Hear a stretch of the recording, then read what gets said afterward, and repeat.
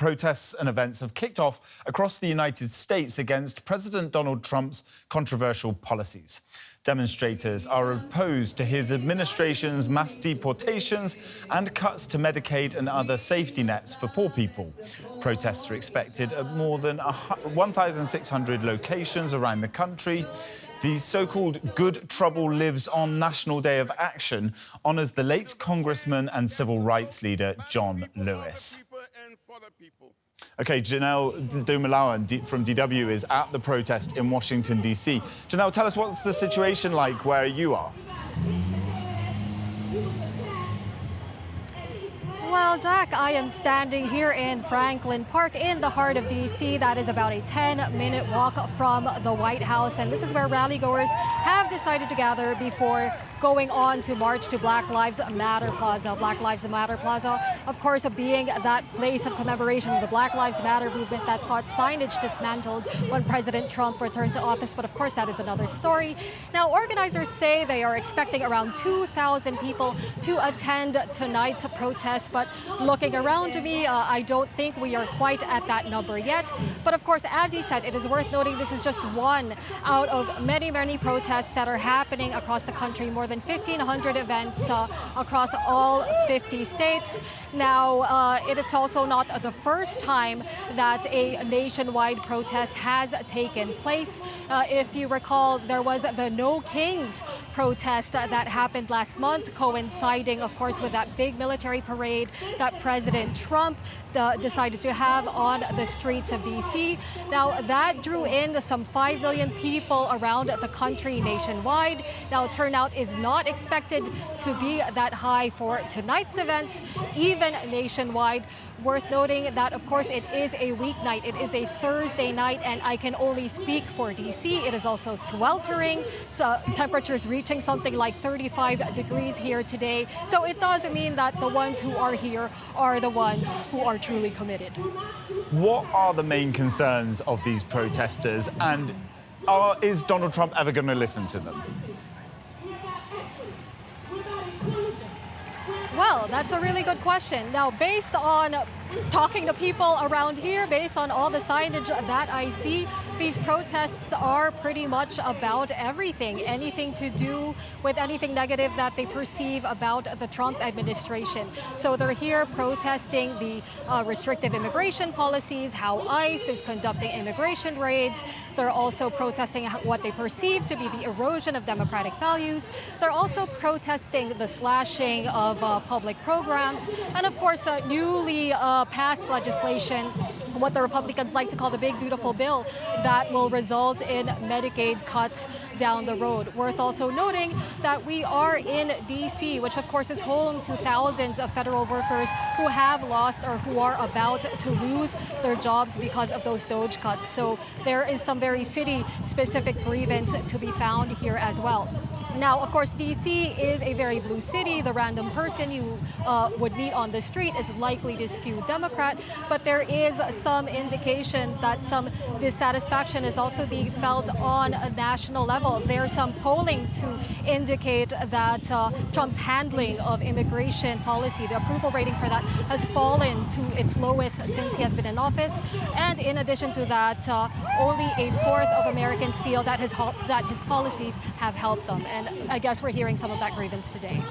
DW's Janelle Dumalaon there at the protests to mark the 5 years since the death of Congressman John Lewis in D.C. Thank you for joining us. OK, let's speak about the protests now with Gloria Browne-Marshall. She's a constitutional lawyer and associate professor at the John Jay College of Criminal Justice in New York, and she's also the author of A Protest History of the United States. It's great to have you on DW. All of these protests across the country, are any of them going to work anymore? Trump's getting his agenda passed into legislation recently. I think there's a great zeal, a lot of anger, frustration with this administration. When we talk about whether or not a protest works, we have to think what an effective protest can be. And the fact that a protest that happens on Friday or Saturday doesn't mean that everything is going to change by Monday.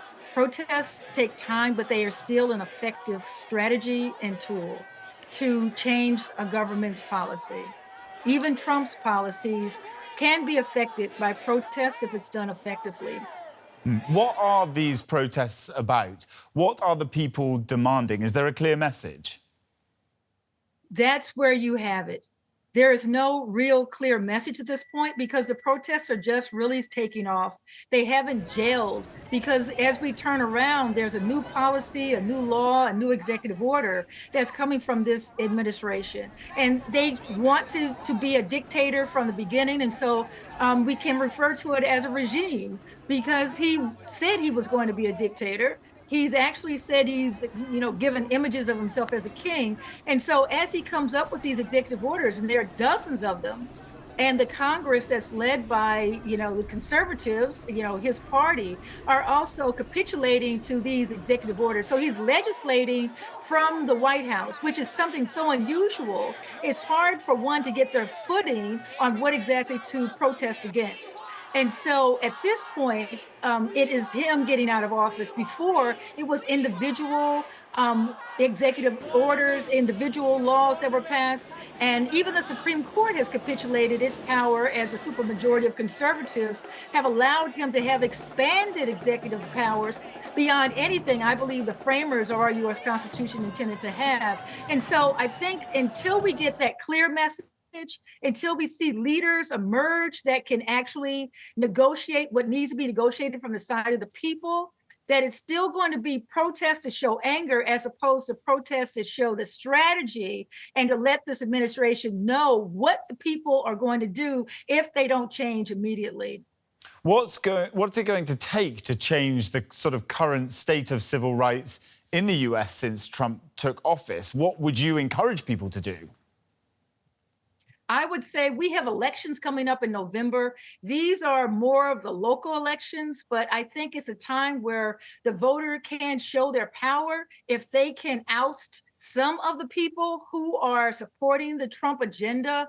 I think that we're going to have more protests that actually disrupt. And so far, we have protests that are more like rallies, where people are letting off steam and showing their messages. But as far as disruption, which is what protests are supposed to do, from Mahatma Gandhi going forward, Martin Luther King and Cesar Chavez with the farm workers, I think there needs to be a disruption of corporate America in a way that affects the stock market, perhaps, a way that affects the food chain and the economic stability of some of these corporations that are making money off of these policies. So there should be more sit-ins that actually go sit in some of these places that will make it very uncomfortable for people to do business. More of the selective buy-in. I won't use the word boycott, but people who stop, supporting businesses that are falling in line with the Trump administration.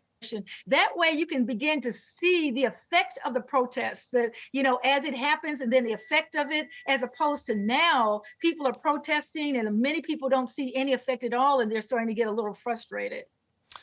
Yeah. What do you make, though, of the current situation with the legislation going through? Just very quickly, Donald Trump is being very successful in getting his big, beautiful bill, the budget, etc., through. How can things change from a legislative perspective if that's what people want? I think very quickly, the poor people have to rise up and force the legislative representatives to change these policies. I think we also have to have the media actually show the protests more often. They've defunded public television. Those things have to be something that people get off their sofas and actually get out and have their voices heard by their elected officials.